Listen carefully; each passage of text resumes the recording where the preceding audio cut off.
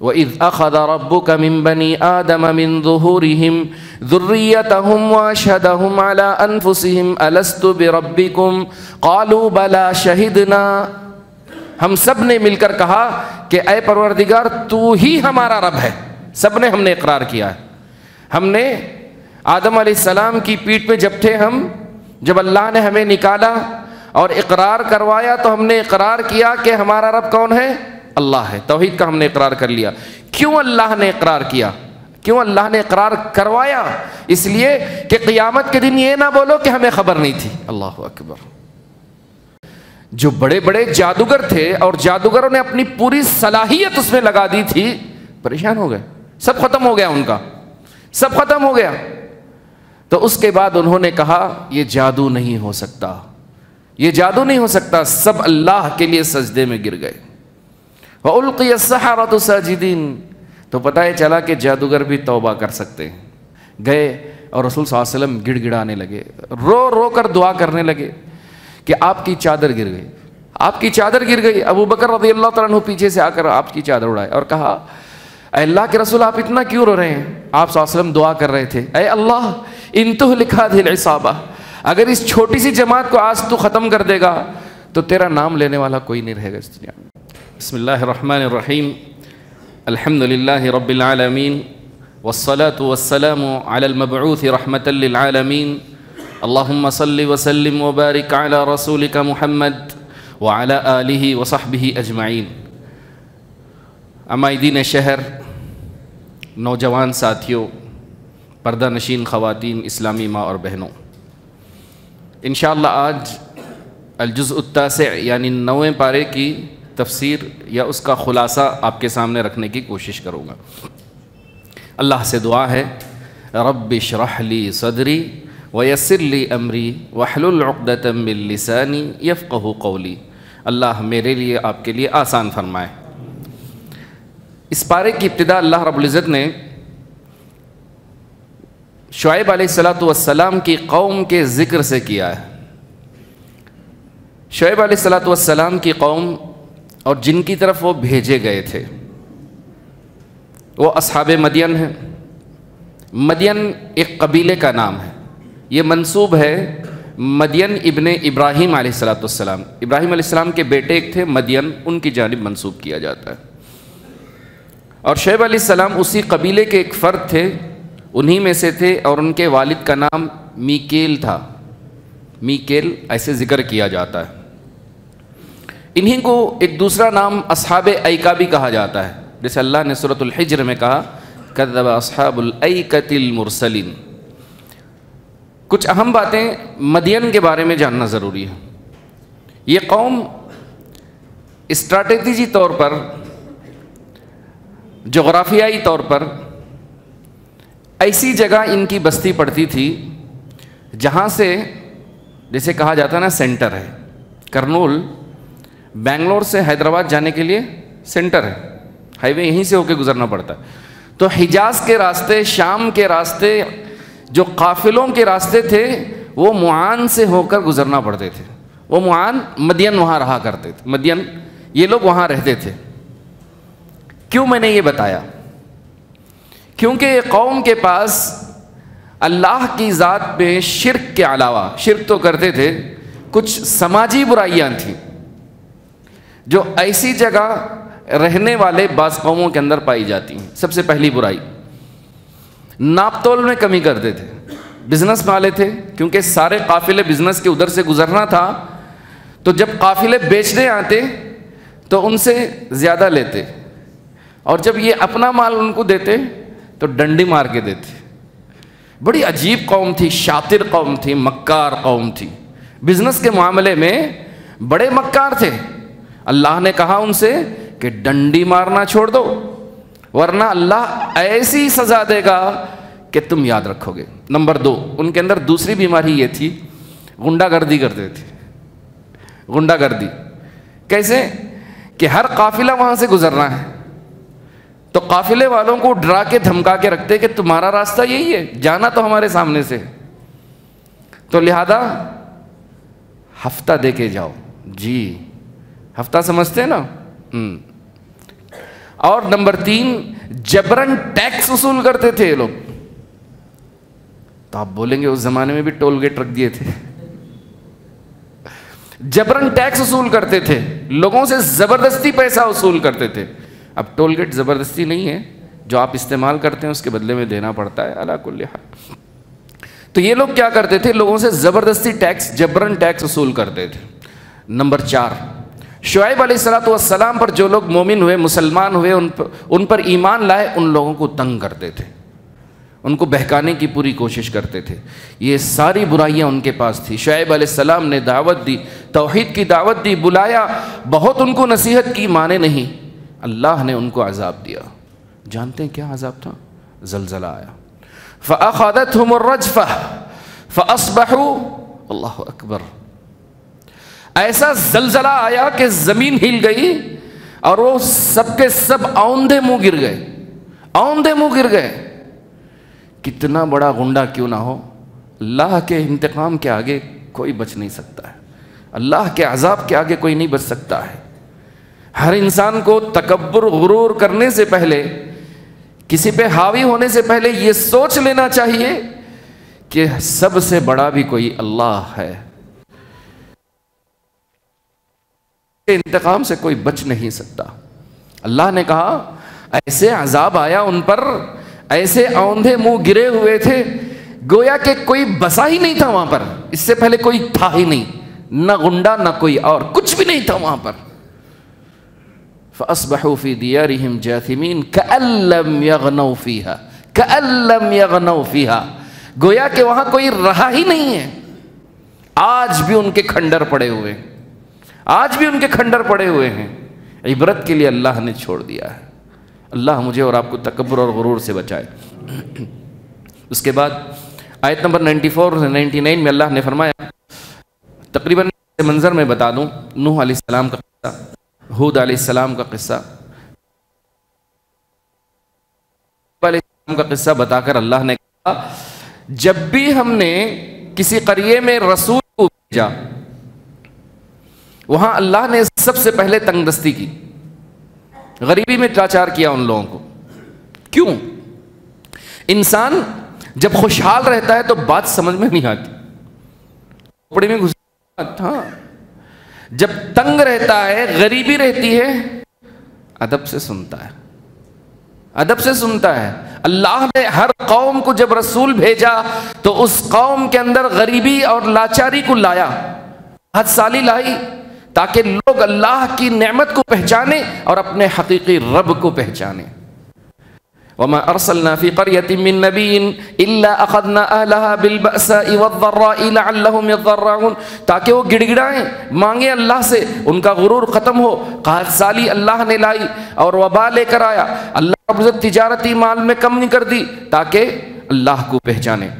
اگر اس کے باوجود بھی اگر کوئی قوم نہیں مانتی, غریبی میں بھی نہیں سدھرتے, تو کیا کرتا ہے اللہ؟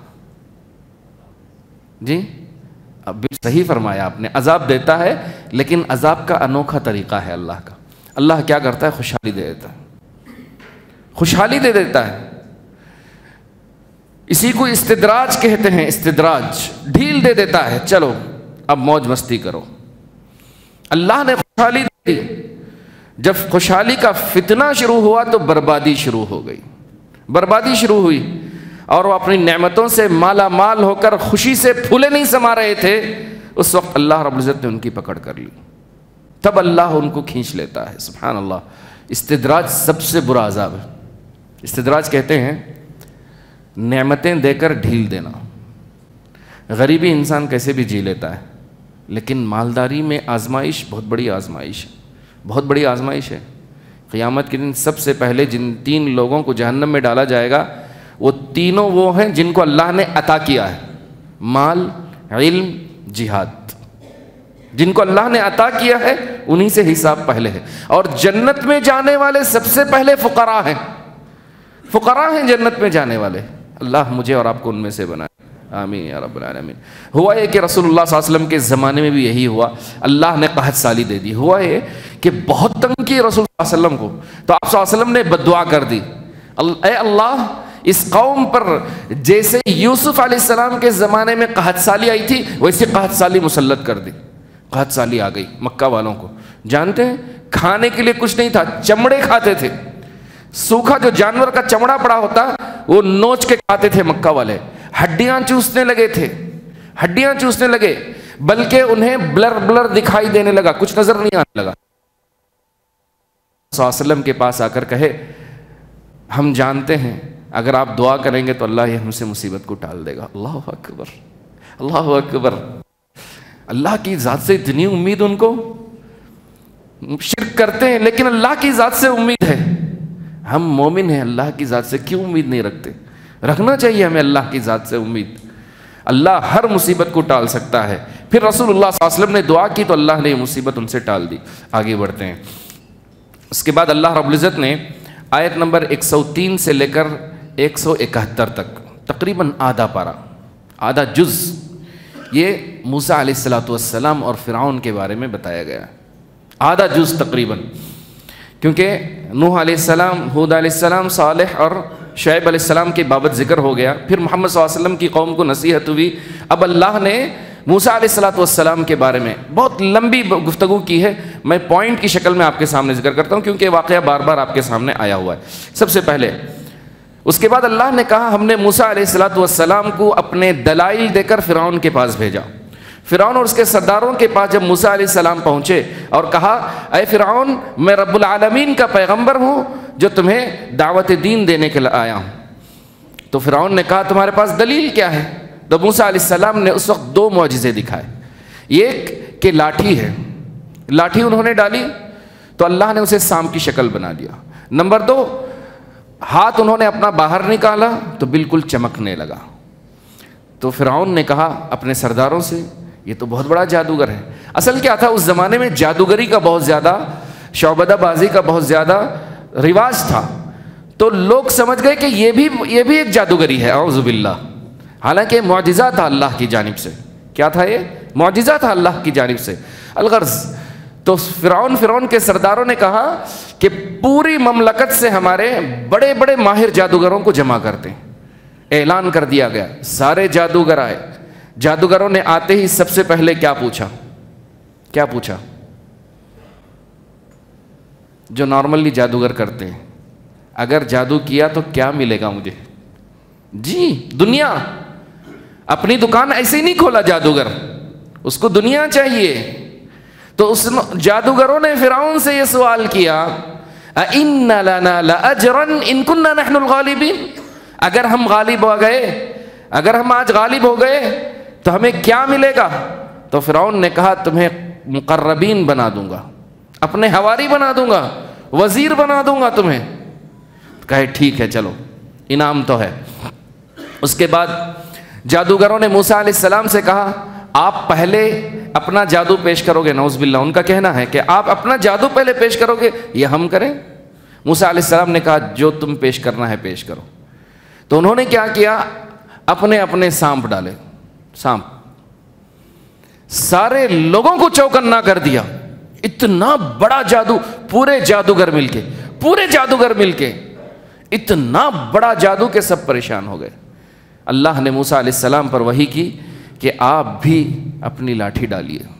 موسیٰ علیہ السلام نے جیسے ہی لاٹھی ڈالی وہ اژدھے کی شکل اختیار کیا اور سب کو نگل گیا ایک ساتھ, کیونکہ یہ اللہ کی جانب سے تھا. سب کو ایک ساتھ نگل گیا. جو بڑے بڑے جادوگر تھے اور جادوگروں نے اپنی پوری صلاحیت اس میں لگا دی تھی, پریشان ہو گئے. سب ختم ہو گیا, ان کا سب ختم ہو گیا. تو اس کے بعد انہوں نے کہا یہ جادو نہیں ہو سکتا, یہ جادو نہیں ہو سکتا. سب اللہ کے لیے سجدے میں گر گئے. وَأُلْقِيَ السَّحَرَةُ سَاجِدِينَ.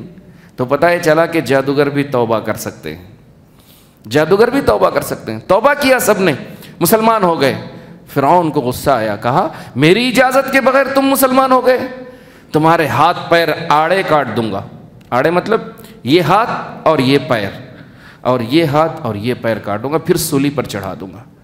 دیکھیں جب انسان مسلمان ہو جاتا ہے, توبہ کرتا ہے, سچی توبہ کرنے والا پلٹ کر نہیں دیکھتا. تو انہوں نے کہا لا ویر, ہمیں کوئی نقصان نہیں ہے, ہم مسلمان ہو چکے ہیں, ہم اپنی رب کی طرف لوٹ کر جائیں گے اگر تم سولی لٹکا دو گے تو. اللہ اکبر, اللہ اکبر۔ اس کے بعد یہ ہوا کہ فرعون کے سرداروں نے کہا ہم موسیٰ اور ان کی قوم کو ایسے تو نہیں چھوڑ سکتے، ان کو تکلیف دیتے ہیں۔ تو کیا کرنے شروع کر دیے؟ قتل کرنا شروع کر دیے، لوگوں کو مارنا شروع کر دیے۔ تو موسیٰ علیہ السلام کی قوم نے کہا اے موسیٰ تمہارے آنے سے پہلے بھی تکلیف تھی، اب بھی تکلیف ہے۔ تو موسیٰ علیہ السلام نے کہا استعینوا باللہ واصبروا، اللہ سے مدد طلب کرو، صبر کرو۔ ان الارض للہ، زمین اللہ کی ملکیت ہے، اللہ جس کو چاہے اس کی حکومت عطا کرتا ہے۔ آج آپ کی ہے تو کل کسی اور کی ہے، آج آپ کی ہے تو کل کسی اور کی ہے، لہذا صبر کرو، اللہ یہ دشمن تمہارا ختم کرے گا۔ لیکن ان لوگوں نے کہا نہیں ہم پریشان ہو چکے ہیں۔ الغرض موسیٰ علیہ السلام نے بد دعا کی تو اللہ نے فرعون کی قوم کو 7 عذابوں میں مبتلا کر دیا۔ وہ 7 عذاب کیا تھے؟ سب سے پہلے اللہ نے قحط سالی میں مبتلا کر دیا۔ قحط سالی کسے کہتے ہیں جی؟ انگلش میں کیا کہتے ہیں جی؟ یعنی کہ انسان کھانے کے لیے کچھ نہ رہ جائے، غذا کم ہو جائے، جو فصل ہے کھیتی ہے اس میں پھل آنا کم ہو جائے، بارش نہیں آتی، جو فصل ہے کھیتی کم پڑ جاتی ہے، لوگوں کو جتنا چاہیے اتنا اناج نہیں ملتا، لوگ بھیک مانگنے کی اور چوری کرنے کے اس میں آ جاتے ہیں، کھانے کو کھانا نہیں ہوتا، قحط سالی ہو گئی۔ جب بھی کوئی مصیبت آتی آ کر کے بولتے اے موسیٰ دعا کرو کہ اللہ تعالیٰ یہ مصیبت ہٹا دے، اگر یہ مصیبت ہٹ گئی تو ہم مومن ہو جائیں گے، اور اللہ مصیبت ہٹا دیتا پھر واپس شرک میں مبتلا ہو جاتے۔ پھر اللہ نے دوسرا عذاب دیا، پھلوں کی پیداوار کم ہونے لگی، اناج پھل سب کم ہو گئے۔ پھر اس کے بعد اللہ نے جب پھلوں میں کمی ہو گئی تو کہتے یہ تمہاری نحوست کی وجہ سے، موسیٰ علیہ السلام کی اعوذ باللہ من الشیطان، تمہاری نحوست کی وجہ سے ہے، اگر کچھ اچھا ہوتا زیادہ پھل ہوتے تو کہتے یہ تو ہم اس کے مستحق ہیں، کریڈٹ اپنے لے لیتے۔ اللہ نے کتنی بری قوم ہے، کتنی بری قوم ہے۔ پھر اس کے بعد اللہ رب العزت نے ان پر مختلف عذاب بھیجے، جن میں سے طوفان آیا، طوفان تیسرا عذاب۔ نمبر 4 ٹڈیاں آئی، ٹڈیاں گریس شاپر بولتے نا جی، گراس ہاپر، گراس ہاپر اور گریس شاپر فرق ہے خود میں؟ گراس ہاپر ہے، چلیں جزاک اللہ خیر۔ گراس ہاپر یہ کیا ہوتا ہے؟ یہ ٹڈی ہوتی ہے، ہم جراد بولتے ہیں عربی میں، اردو میں ٹڈی بولتے ہیں۔ یہ لاکھوں کی تعداد میں آتے ہیں، ٹھیک ہے؟ جب کسی کھیت پر گزرتے ہیں الحمدللہ پورا صاف کر کے چلے جاتے ہیں، کچھ نہیں چھوڑتے۔ یہ اللہ کا ایک عذاب ہے، ایک اللہ کا عذاب ہے۔ آپ کو پتا ہے یہ جو ہے مرا ہوا کھانا بھی حلال ہے۔ اسلام میں 2 چیزیں ہیں جو مری ہوئی کھا سکتے ہیں آپ، ایک مچھلی، دوسرا یہ ٹڈی، یہی ہے۔ تو الغرض جب یہ آتے ہیں تو بہت بے شمار آتے ہیں، تو اللہ نے ٹڈیاں بھیج دی، ٹڈیاں ساری فصل کھا گئے ان کی، کھانے میں پلیٹ میں ہر جگہ ٹڈی ہوتی، کیا کرے گا انسان؟ سپوز آپ کے دودھ میں مچھر پڑ گئے، کیا کریں گے؟ امیجن، چھوڑ دیں گے؟ اس وقت چھوڑتا انسان جب زیادہ ہو، جب کمی ہو تو کیا کرے گا؟ اللہ المستعان۔ الغرض پھر اس کے بعد اللہ نے اور ایک خطرناک عذاب انہیں دیا، امیجن نہیں کر سکتے آپ۔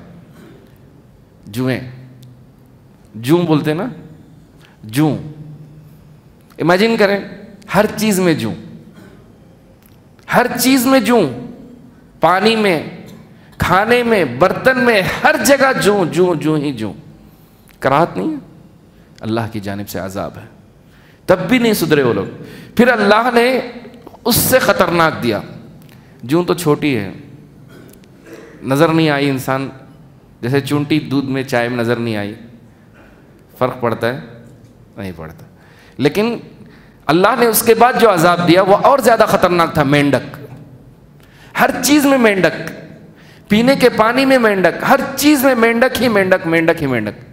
فراگ بولتے ہیں، کیا بولتے ہیں؟ فراگ بولتے ہیں، مینڈک ہی مینڈک۔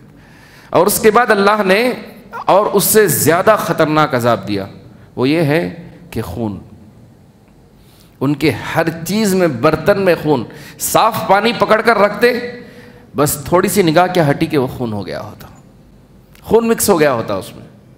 یہ اللہ کی جانب سے عذاب ہے, اللہ کی جانب سے عذاب ہے. اللہ کی نعمتوں کو اگر کوئی ٹھکراتا ہے, اللہ جیسے چاہے اسے عذاب دے سکتا ہے. اللہ عذاب سے بچائے, اللہ اپنے عذاب سے بچائے, آخرت کے عذاب سے بچائے. اس کے بعد یہ ہوتا کہ جب بھی کچھ یہ ہوتا, یہ لوگ دعا کرو دعا کرو کرتے, موسیٰ علیہ السلام دعا کرتے ہر عذاب کے بعد, ہر عذاب کے بعد دعا کرتے, وہ عذاب چھٹ جاتا, پھر یہ لوگ شرک کرتے, پھر تنگ کرتے, تو پھر اللہ کوئی اور عذاب دیتا. آخر اللہ نے کہا نہ رہے بانس نہ بجے بانسری, اللہ نے سمندر میں ڈبو کے ہی چھوڑ دیا فرعون کو. اللہ اکبر, اللہ اکبر. ہوا یہ کہ موسیٰ علیہ السلام اپنی قوم کو لے کر جانے لگے تو فرعون نے پیچھا کیا. فرعون نے جب پیچھا کیا تو سامنے سمندر اور پیچھے فرعون کی فوج تھی. موسیٰ علیہ السلام کی فوج پریشان ہو گئی. اللہ نے کہا کہ آپ لاٹھی ماریے. اللہ نے راستے کھولے اور موسیٰ علیہ السلام کی قوم اس پار نکل گئی اور فرعون کو اللہ نے درمیان میں لا کر کے ڈبو دیا. تعجب کی بات یہ ہے کہ جب درمیان میں آیا تو اس نے کہا میں ایمان لاتا ہوں, میں ایمان لاتا ہوں. سبحان اللہ سبحان اللہ سبحان اللہ. لیکن اللہ نے کہا الآن, اب وقد عصیت من قبل وکنت من المفسدین, اب تک تو نافرمانی کرتا رہا, اب نہیں, اب نہیں. اللہ نے ڈبو کر چھوڑ دیا. ہوا یہ کہ جو دولت جو سب تھی وہ پیچھے ہی رہ گئی فرعون کی. مسلمان سمندر کے اس پار چلے گئے. اب یہ ہوا کہ موسیٰ علیہ السلام کے ساتھ جو فوج تھی, آیت نمبر 138 میں, موسیٰ علیہ السلام کی قوم جب سمندر پار کر کے ادھر گئے, اللہ نے ایک نئی زندگی وہاں دیکھی, نئی زندگی دی, نئے لوگ دیکھے. وہاں دیکھا کہ کچھ لوگ بتوں کی پوجا کر رہے تھے. اب بنی اسرائیل, موسیٰ علیہ السلام کی قوم دیکھ کر بولے کتنا پیارا لگ رہا ہے, ہم نہ بھی ایسا بنا کو دو. اعوذ باللہ. موسیٰ علیہ السلام نے کہا کتنے نادان ہو تم, کتنے جاہل ہو, ابھی اللہ نے شرک سے بچایا تم کو, فرعون کو تمہارے سامنے ڈبایا اور تم اللہ سے نافرمانی کی بات کرتے ہو. نعوذ باللہ. یہ لوگ جس کام میں برباد ہونے والے ہیں وہ جو کچھ کر رہے ہیں سراسر باطل ہے. کہا یہ بتوں کی پوجا کر رہے ہیں, تم بھی ویسا معبود چاہتے ہو. اور جب موسیٰ علیہ السلام نے, اس کے بعد کیا ہوا کہ ایک نئی زندگی تھی. جیسے رسول صلی اللہ علیہ وسلم مدینے میں آئے تو اللہ نے شریعت کے احکام نازل فرمائے, اسی طرح سے جب یہ لوگ سمندر کے اس پار چلے گئے تو اللہ نے موسیٰ علیہ السلام کو خاص ہدایتیں تھیں, جن میں سے تورات عطا کی. تو اللہ نے 40 دن کے لیے موسیٰ علیہ السلام کو بلایا. جب موسیٰ علیہ السلام کو بلایا کوہ طور پر, تو موسیٰ علیہ السلام گئے تو اپنے بھائی ہارون علیہ السلام کو وہاں ذمہ دار بنا کر چلے گئے کہ بھئی آپ دیکھو. جب ہارون علیہ السلام ذمہ دار تھے, موسیٰ علیہ السلام وہاں گئے, یہاں جو ہے سامری نے ایک بکھیڑا کھڑا کر دیا. اس نے کیا کیا, ایک بچھڑا لیا. کافی اس کے بارے میں روایتیں ہیں, اکثر اسرائیلی روایتیں ہیں. وہ یہ ہے کہ کسی نیک آدمی کے قدم کے آثار لیے اور اس کی مٹی سے ایک بچھڑا بنایا, اسے زیورات لگائے اور کہا یہ تمہارا الہ ہے. اعوذ باللہ. لوگ جو ہے بہک گئے, کئی لوگ بہک گئے. ہارون علیہ السلام نے بہت سمجھایا, نہیں مانے. موسیٰ علیہ السلام وہاں گئے 40 دن کے لیے.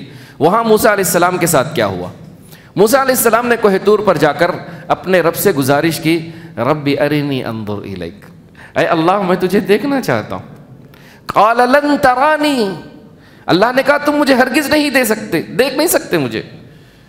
نور انا اراک, رسول صلی اللہ علیہ وسلم نے, نور ہے اللہ. لیکن اللہ نے کہا ٹھیک ہے, میری ایک تجلی پہاڑ پر میں ڈالتا ہوں, انسان پر نہیں, پہاڑ پر. فلما تجلى ربه للجبل جعله دكا وخر موسى صعقا, جب اللہ نے صرف ایک تجلی پہاڑ پر ڈالی, پہاڑ ریزہ ریزہ ہو گیا اور موسیٰ علیہ السلام بے ہوش ہو کر گر گئے. سبحان اللہ. فلما افاق, جب ہوش میں آئے, سبحانک, اے اللہ تو بے عیب ہے, تو پاک ہے, تیری ذات پاک ہے, اے اللہ میں توبہ کرتا ہوں. ایک مومن کی علامت یہ ہوتی ہے کہ جب اس سے غلطی ہو جائے تو فوراً توبہ کرے, فوراً توبہ کرے. موسیٰ علیہ السلام نے توبہ کی, کہا اے رب ذوالجلال مجھے معاف فرما, اے اللہ تو ہمارے گناہوں کو معاف فرما, آمین. موسیٰ علیہ السلام نے فوراً توبہ کی. اب اس کے بعد موسیٰ علیہ السلام وہاں سے نکلے, جو اللہ نے دیا ہدیہ وہ ہدیہ لیے اور لے کر کے نکلے. جب یہاں پہنچے تو قوم کی حالت دیکھی کہ بچھڑے کو جو ہے معبود بنا لیا. اللہ اکبر. بہت افسوس ہوا. افسوس کے مارے جو تختیاں لائے تھے توریت کی ایک طرف رکھی اور اپنے بھائی کو سر پکڑ کر گھسیٹنے لگے. اپنے بھائی ہارون کو سر کے بال پکڑ کر گھسیٹنے لگے. تو بھائی نے کہا اے میرے امی کے بھائی, یعنی امی سے میرے اخیافی بھائی, میرا سر کیوں گھسیٹتے ہو, مجھے کیوں رسوا کرتے ہو؟ میں نے بہت سمجھانے کی کوشش کی انہوں نے, لیکن انہوں نے نہیں مانی. تو پوچھا کہ کس کا یہ کرا دھرا کس کا ہے؟ بولے سامری کا ہے. سامری کے پاس گئے, اس سے پوچھا کیوں؟ تو اس نے بتایا کہ میں بہک گیا تھا شیطان کی وجہ سے. تو موسیٰ علیہ السلام نے بد دعا دی اس کو. جانتے ہیں کیا بد دعا؟ کہ کوئی چھیے ہی نہ اس کو. کوئی چھیتا تو وہ بیمار ہو جاتا. Touch me not. اللہ نے ایسی بیماری اس کو ڈال دی کہ وہ آخر تک اسی میں مبتلا رہا. اللہ المستعان, اللہ المستعان. یقیناً جو اللہ کے ساتھ شرک کرتا ہے اور شرک کے ذریعے بناتا ہے, اللہ اسے نہیں چھوڑتا, نہیں چھوڑتا اللہ تبارک و تعالیٰ. الغرض سامری کو یہ ہوا. اس کے بعد موسیٰ علیہ السلام کو دوسری چیزیں بتائی گئیں. تو تقریباً آدھا پارہ موسیٰ علیہ السلام کے بارے میں اور ان کی قوم کے بارے میں ذکر کیا گیا ہے. اس کے بعد اللہ نے کئی نعمتیں ذکر کی. یہ بھی کہا کہ تم بیت المقدس میں داخل ہو, جس کا ذکر میں نے اس سے پہلے کیا تھا, میں اس لیے یہاں ذکر نہیں کر رہا ہوں. اور اللہ رب العزت نے ان کے لیے بادل کو سایہ بھی بنا کر پیش کیا. بادل ان کے لیے سایہ. کئی نعمتیں اللہ نے اس میں ذکر کی ہیں. آگے چلتے ہیں. آیت نمبر 172 بڑی اہم آیت ہے. آپ لوگ ریڈی ہیں؟ تیار ہیں آپ لوگ؟ جی ماشاء اللہ. آیت نمبر 172 میں اللہ رب العزت نے ہمیں ایک عہد و پیمان یاد دلایا, جس عہد و پیمان کو عہد الست بربکم کہا جاتا ہے. عہد الست بربکم, عہد الست کہا جاتا ہے. یہ پیمان کیا ہے؟ صحیح بخاری کی روایت ہے, عرفہ کا دن جب اللہ رب العزت نے آدم علیہ السلام کو پیدا کیا, آدم علیہ السلام کو پیدا کرنے کے بعد عرفہ کے دن نعمان نامی ایک جگہ ہے, وہاں پر اللہ نے آدم علیہ السلام کی پیٹھ سے ساری اولاد کو نکالا جو پیدا ہونے والی ہے. ساری اولاد کو باہر نکالا اور سب سے یہ پیمان لیا, یہ اقرار لیا کہ کیا میں تمہارا پروردگار نہیں ہوں. وَإِذْ أَخَذَ رَبُّكَ مِنْ بَنِي آدَمَ مِنْ ظُهُورِهِمْ ذُرِّيَّتَهُمْ وَأَشْهَدَهُمْ عَلَىٰ أَنفُسِهِمْ أَلَسْتُ بِرَبِّكُمْ قَالُوا بَلَىٰ شَهِدْنَا. ہم سب نے مل کر کہا کہ اے پروردگار تو ہی ہمارا رب ہے. سب نے ہم نے اقرار کیا ہے. ہم نے آدم علیہ السلام کی پیٹھ پہ جب تھے ہم, جب اللہ نے ہمیں نکالا اور اقرار کروایا تو ہم نے اقرار کیا کہ ہمارا رب کون ہے؟ اللہ ہے. توحید کا ہم نے اقرار کر لیا. کیوں اللہ نے اقرار کیا؟ کیوں اللہ نے اقرار کروایا؟ اس لیے کہ قیامت کے دن یہ نہ بولو کہ ہمیں خبر نہیں تھی. اللہ اکبر. قیامت کے دن ان تقولوا یوم القیامت انا کنا عن ھذا غافلین, تاکہ قیامت کے دن یہ نہ کہو کہ ہمیں اس کی خبر نہیں تھی. نمبر 2, اس لیے بھی کہ بعض لوگ یہ کہیں گے قیامت کے دن آ کے ہمارے آبا و اجداد ان کا دستور تھا شرک کرنا, ہم وہی کیے. اگر تجھے پکڑنا ہے تو صرف ہمارے آبا و اجداد کو پکڑو. ہر قوم یہی کہتی ہے, ہر قوم کے پاس یہی بہانہ ہے. انا وجدنا آباءنا علی امہ انا الفینا انا وجدنا آباءنا علی امہ وانا علی آثارہم مقتدون. اللہ نے یہ اقرار کروایا کہ اگر تمہارا کوئی رب ہے تو صرف اللہ ہے, لہذا تم صرف اسی کی عبادت کرو. اس کے بعد آیت نمبر 179. یہ آیت جب بھی میں پڑھتا ہوں, علماء کے بارے میں آتا ہے کہ جب یہ آیت پڑھتے تو ان کے رونگٹے کھڑے ہو جاتے. اس میں اللہ نے کہا وَلَقَدْ ذَرَأْنَا لِجَهَنَّمَ كَثِيرًا مِّنَ الْجِنِّ وَالْإِنسِ. اللہ نے کچھ مخلوقات کو جنوں میں سے انسانوں میں سے جہنم کے لیے پیدا کیا ہے. جہنم کے لیے پیدا کیا ہے. ایسے لوگ ہیں جن کے دل ہیں جو سمجھتے نہیں ہیں, جن کی آنکھیں لیکن اندھے ہیں, وہ حق نظر نہیں آتا, لیکن ان کے کان ہیں جو حق کی آواز ان کو سننے نہیں آتی. وہ جانوروں سے بھی زیادہ بدتر ہیں. اللہ نے کہا جانوروں سے بھی زیادہ بدتر ہیں. جو انسان حق کی دعوت نہیں سمجھتا, نہ دیکھتا نہ پرکھتا, وہ انسان جانور سے بھی زیادہ برا ہے, کہا اللہ نے. ڈر اس بات سے لگتا ہے کہ اللہ نے کہا جہنم کے لیے بھی کچھ لوگوں کو پیدا کیا ہے. وقودها الناس والحجارہ, کہا اللہ نے جہنم کا ایندھن لوگ ہوں گے. اللہ تو ہمیں ان میں سے نہ. ہمارے والدین کو بھی ان میں سے نہ بنا، ہماری اولاد کو بھی تو ان میں سے نہ بنا۔ وَلَقَدْ ذَرَأْنَا لِجَهَنَّمَ كَثِيرًا مِنَ الْجِنِّ وَالْإِنسِ، تو پتہ یہ چلا کہ جنات کو بھی جہنم میں جانا پڑے گا، انسانوں کو بھی، جو اللہ کی نافرمانی کریں گے جنوں میں سے انسانوں میں سے، ان کو جہنم میں جانا پڑے گا۔ اس کے مقابلے میں جو اللہ کی فرمانبرداری کریں گے، اطاعت کریں گے، انشاءاللہ وہ جنت میں جائیں گے انشاءاللہ، آمین یا رب، اللہ ہمیں ان میں سے بنائے۔ اس کے بعد آیت نمبر 180 میں اللہ نے کہا وَلِلَّهِ الْأَسْمَاءُ الْحُسْنَى فَادْعُوهُ بِهَا وَذَرُوا الَّذِينَ يُلْحِدُونَ فِي أَسْمَائِهِ سَيُجْزَوْنَ مَا كَانُوا يَعْمَلُونَ، اللہ کے پیارے نام ہیں، اسماء حسنہ ہیں، تم ان کے ذریعے اللہ کو بلاؤ، اللہ کے نیک ناموں کے ذریعے تم اللہ کو پکارو، یا اللہ یا الرحمن تو رحم فرما، یا الرزاق تو ہمیں رزق حلال عطا فرما، یا الودود یا الرحیم تو ہم پر رحم فرما، ہم پر کرم فرما، یا اللہ الستیر ہمارے گناہوں کے پردہ پوشی فرما، یا اللہ الشافی تو ہمیں شفا عطا فرما۔ اللہ کے نیک ناموں کا وسیلہ لے کر اللہ سے مانگیے۔ جی ہاں، یا حی یا قیوم برحمتک استغیث، اے حی قیوم تیری رحمت کے واسطے تجھ سے مدد طلب کرتا ہوں۔ تو لہذا اللہ کے نیک ناموں کا واسطہ لے کر دعا کرنی چاہیے، اور جو لوگ اللہ کے ناموں میں غلطیاں کرتے ہیں انہیں چھوڑ دو۔ کون لوگ ہیں؟ جیسے مشرکین مکہ نے اللہ کے ناموں میں سے اللہ کا نام ہے، لیکن اس کا انہوں نے فیمیل بنایا، کیا؟ اللہ۔ العزیز اللہ کا نام ہے، اس کا فیمیل انہوں نے بت بنایا، العزا۔ المنان اللہ کا نام ہے، اس کا فیمیل انہوں نے بنایا، منات۔ جو اللہ کے ناموں میں غلطیاں کرتے ہیں انہیں چھوڑ دو، اللہ کی کسی فیمیل کی ضرورت نہیں ہے۔ یہ لات، یہ عزا، یہ منات اللہ کے ناموں سے انہوں نے لیے اور یہ بت بنائے ہیں، اللہ المستعان۔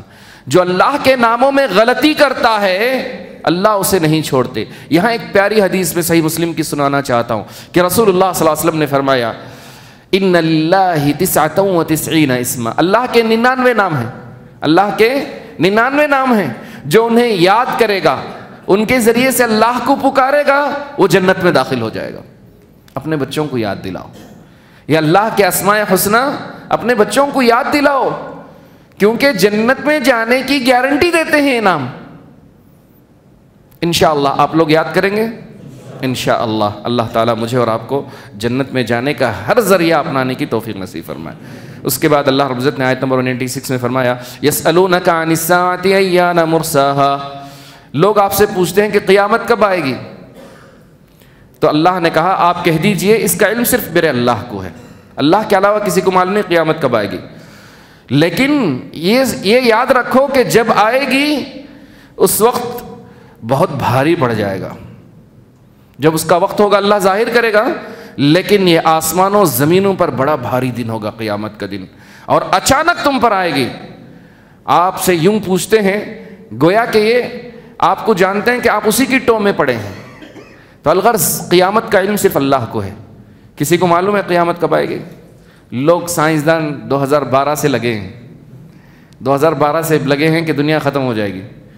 جب 2012 کا تکا نہیں لگا تو 2020 پہ آ کے ٹکے، ہے نہیں؟ کچھ نہیں ہوا، جب تک اللہ نہ چاہے کچھ نہیں ہوگا، اور ایسی باتوں پر یقین بھی نہیں کرنا چاہیے۔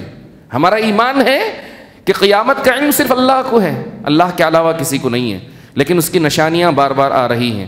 آئیے اس کے بعد اللہ رب العزت نے مشرکین کو سمجھایا کہ تم اللہ کو چھوڑ کر کسی کو مت بلاؤ، جن کو تم پکارتے ہو وہ نہ سن سکتے ہیں نہ تمہیں جواب دے سکتے ہیں، لہذا تم صرف ایک اللہ کو بلاؤ۔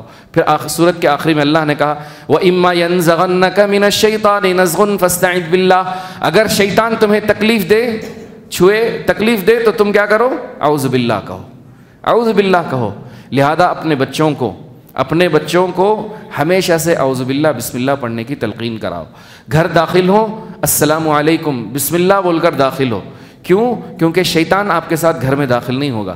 اگر آپ بسم اللہ نہیں بولتے، السلام علیکم نہیں بولتے، شیطان کہتا ہے کہ یہاں سونے کی جگہ ہمارے لیے ہے۔ اگر آپ کھاتے وقت بسم اللہ نہیں بولتے، شیطان بولتا ہے کہ یہاں بورڈنگ بھی ہے لاڈجنگ بھی ہے، دو بھی ہیں۔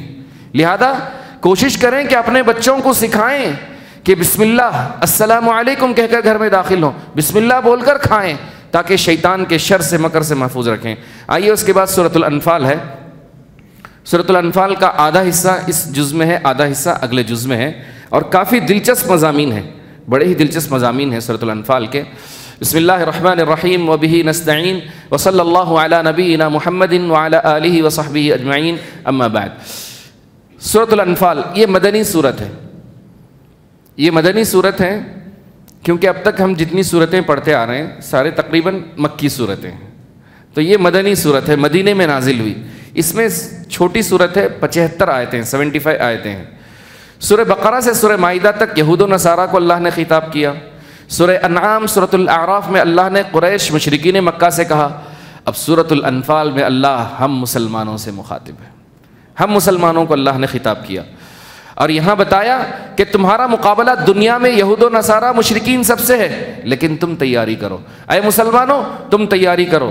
اللہ نے کچھ مومنوں کی صفات بتائی کہ یہ صفتیں اپنے اندر پیدا کرو، میں انشاءاللہ آگے چل کر بتا رہوں گا۔ سب سے پہلے انفال کے معنی کیا ہیں؟ انفال نفل کی جمع ہے۔ انفال کہتے ہیں وہ مال غنیمت جو میدان جنگ میں دشمن کو شکست دینے کے بعد حاصل ہوتا ہے، مال غنیمت۔ اس مال غنیمت کو انفال کہا جاتا ہے۔ اس کے بارے میں تھوڑی سی تفصیل میں آگے چل کر بتاؤں گا۔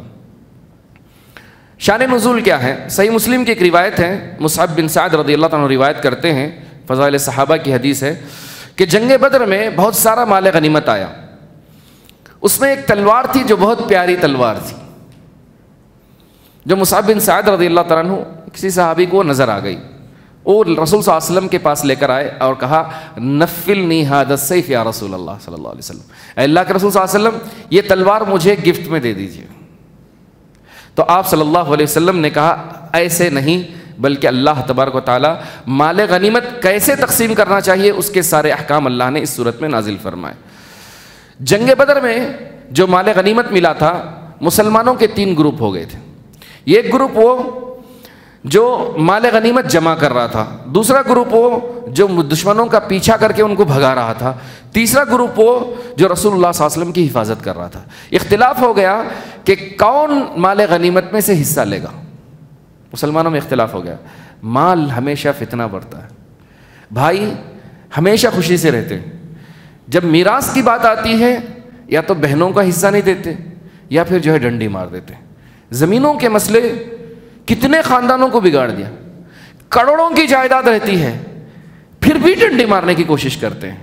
لیکن اس کے مقابلے میں ماشاء اللہ ایسے سنہرے مسلمان بھی ہیں جنہوں نے اپنے بھائی بہنوں کو پائی پائی لوٹائی اپنے ماں باپ کے میراث میں گواہ ہوں اس کا، پائی پائی۔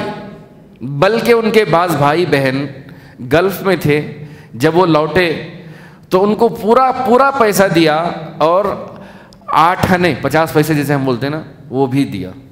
جب ان کی بہن نے کہا کہ بھیا یہ بھی دینا، کہا کہ لے لو، تمہیں ضرورت نہیں ہے مجھے دے دو، لیکن دینا میرا فرض ہے ورنہ اللہ مجھے پوچھے گا۔ ایسی امانت داری چاہیے، ایسے بڑے بھائی چاہیے جو اپنے ماں باپ کی جائیداد کو صحیح خرچ کریں اور صحیح تقسیم کریں۔ اللہ اکبر۔ الغرض سورۃ الانفال کے مضامین کیا ہیں؟ غنیمت کیسے تقسیم کی جائے، مومنوں کی صفات کیا ہیں اللہ نے بتائی۔ مومنوں کی صفات اللہ سے ڈرتے ہیں، اللہ نے کہا اللہ سے ڈرو اور آپس میں اصلاح کرو، اختلاف مت کرو، اللہ اور اس کے رسول کی اطاعت کرو اگر تم مومن ہو۔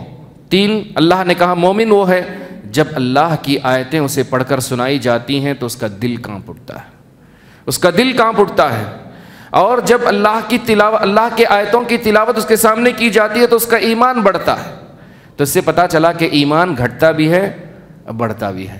ایمان نیکیاں کرنے سے بڑھتا ہے، برائی کرنے سے گھٹتا ہے۔ انسان جب برائی کرتا ہے تو اس کا ایمان گھٹ جاتا ہے۔ اور اللہ نے کہا اپنے رب پر بھروسہ کرو، نمازیں قائم کرو، اللہ کی راہ میں خرچ کرو۔ یہ مومنوں کی صفات اللہ نے بتائی۔ آگے بڑھتے ہیں، آیت نمبر 6 میں اللہ نے کہا وَإِذْ يَعِدُكُمُ اللَّهُ إِحْدَى الطَّائِفَتَيْنِ أَنَّهَا لَكُمْ وَتَوَدُّونَ أَنَّ غَيْرَ ذَاتِ الشَّوْكَةِ تَكُونُ لَكُمْ۔ اللہ رب العزت نے فرمایا جب اللہ نے تم سے وعدہ کیا، جنگ بدر کا نقشہ ہے، جنگ بدر کا نقشہ ہے، جب اللہ نے تمہیں وعدہ کیا کہ 2 گروہ میں سے ایک گروہ تمہیں ضرور ملے گا۔ کون سے 2 گروہ؟ ایک ابو سفیان کا تجارتی قافلہ جو شام سے لوٹ رہا تھا، ایک مکہ والے جو ان کو بچانے آ رہے تھے۔ 2 میں سے ایک کا وعدہ اللہ نے کر دیا بدر میں، ایک تو ضرور ملے گا تمہیں۔ لیکن مسلمانوں کی چاہت کیا تھی؟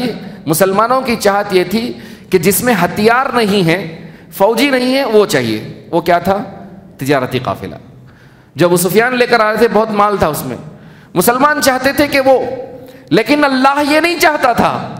اللہ چاہتا تھا کہ ان سرغنوں کی گردنیں وہاں پر کٹیں۔ یرید اللہ ان یحق الحق بکلماتہ، اللہ حق کو حق کرنا چاہتا تھا، باطل کو باطل کر کے دکھانا چاہتا تھا۔ اللہ اکبر۔ تو اللہ نے کہا کہ 2 طائفوں میں سے، 2 گروہوں میں سے ایک تمہارے لیے وعدہ تھا، تم چاہتے تھے کہ قافلہ ملے، اللہ چاہتا تھا کہ ان کی گردنیں ہوں۔ الغرض وہی ہوا جو اللہ نے چاہا۔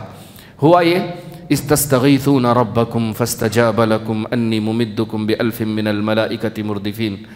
کہتے ہیں کہ جب اللہ رب العزت نے فرمایا، جب تم اپنے رب سے استغاثہ کرنے لگے، بھیک مانگنے لگے، مدد مانگنے لگے اللہ سے، فاستجاب لکم، اللہ نے تمہاری دعا قبول کی، اور اللہ نے 1000 فرشتوں کے ذریعے مدد کری۔ 1000 فرشتے۔ صحابہ کہتے ہیں جنگ کے دوران اچانک آواز آتی، اقبل یا حیزم، حیزم آگے بڑھ، مار اسے۔ اچانک نظر پڑتی کہ جو کافر سامنے تھا وہ ڈھیر ہے۔ کون؟ یہ فرشتے تھے جو مار رہے تھے، فرشتے تھے جو مارے تھے۔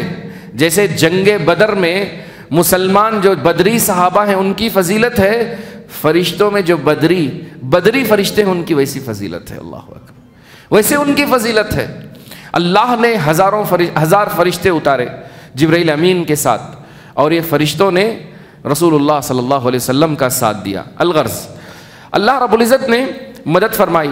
کہتے ہیں عمر بن خطاب رضی اللہ تعالیٰ عنہ، صحیح روایت ہے کہ جب جنگ کا میدان بالکل تیار ہو گیا، رسول اللہ صلی اللہ علیہ وسلم تنہائی میں چلے گئے۔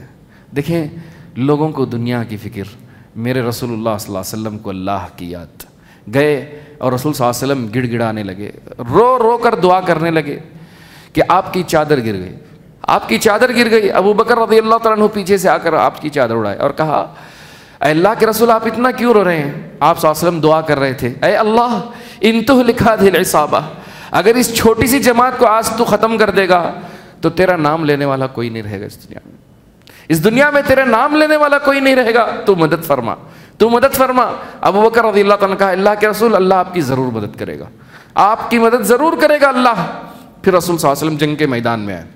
ہوا یہ کہ مشرکین سامنے آئے، صف بستہ ہوئے، اور انہوں نے صف بستہ ہونے کے بعد، خاص کر جو مکہ سے آئے تھے وہی لوگ تھے، تجارتی قافلہ تو جا چکا تھا، ہونے کے بعد ابو جہل وغیرہ، خاص کر ابو جہل کو جو بہکا کر لے کر آیا تھا شیطان، وہ بھاگ گیا وہاں سے، بولا کہ مجھے فرشتے نظر آ رہے ہیں، انی ارا ما لا ترون انی اخاف اللہ، اور یہ کہہ کر وہ وہاں سے بھاگ گیا۔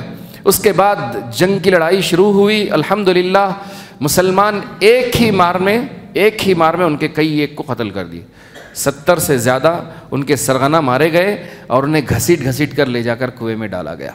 اور رسول صلی اللہ علیہ وسلم نے وہاں کھڑے ہو کر انہیں سنایا، کہا کیا تمہیں اللہ کا وعدہ ملا جس کا اللہ نے تم سے وعدہ کیا تھا؟ اللہ نے ہم سے جس کا وعدہ کیا تھا وہ ہمیں مل گیا، وہ ہمیں مل گیا۔ اور مسلمانوں میں بھی کچھ شہید ہوئے، جی ہاں 13 یا 11 کی تعداد بتائی جاتی ہے، یا اس سے بھی کم تعداد بتائی جاتی ہے جو مسلمانوں میں بھی شہید ہوئے۔ الحمدللہ اللہ رب العزت کی مدد ہوئی، یہاں سے مسلمانوں کو اللہ تعالیٰ نے مدد فرمائی۔ وَلَقَدْ نَصَرَكُمُ اللَّهُ بِبَدْرٍ وَأَنْتُمْ أَذِلَّةٌ۔ اور اس جنگ میں ایک اور واقعہ ہوا جو آیت نمبر 17 میں اللہ نے ذکر کیا ہے کہ اللہ نے کہا کہ تم نے کافروں کو نہیں مارا، اللہ نے مارا ہے۔ فَلَمْ تَقْتُلُوهُمْ وَلَكِنَّ اللَّهَ قَتَلَهُمْ وَمَا رَمَيْتَ إِذْ رَمَيْتَ وَلَكِنَّ اللَّهَ رَمَى۔ ابن کثیر نے اپنی تفسیر میں عبداللہ بن عباس عنہ سے ایک واقعہ نقل کیا ہے، وہ یہ ہے کہ جبرائیل امین رسول صلی اللہ علیہ وسلم کے پاس آئے اور بولے، یہ مٹھی آپ مٹی اٹھائیے۔ مٹی اٹھائی رسول صلی اللہ علیہ وسلم نے، ایک مٹھی پوری بھر کر تھی، اور آپ صلی اللہ علیہ وسلم نے کہا، جبرائیل امین نے کہا کہ دشمن کے چہروں پر پھینک دو۔ آپ صلی اللہ علیہ وسلم نے وہ مٹی اٹھا کر کے ایسے پھینک دی، کہا شاہت الوجوہ، چہرے برباد ہوں، چہرے برباد ہوں، کہا رسول صلی اللہ علیہ وسلم نے۔ کہتے ہیں کہ اس جنگ کے میدان میں جتنے کافر تھے سب کے آنکھ میں اور منہ میں مٹی ضرور گئی، اللہ چاہے تو کچھ بھی ہو سکتا ہے۔ اللہ نے کہا وَمَا رَمَيْتَ إِذْ رَمَيْتَ وَلَكِنَّ اللَّهَ رَمَى، آپ نہیں پھینکے، اللہ نے پھینکایا، اللہ نے پھینکا، سبحان اللہ۔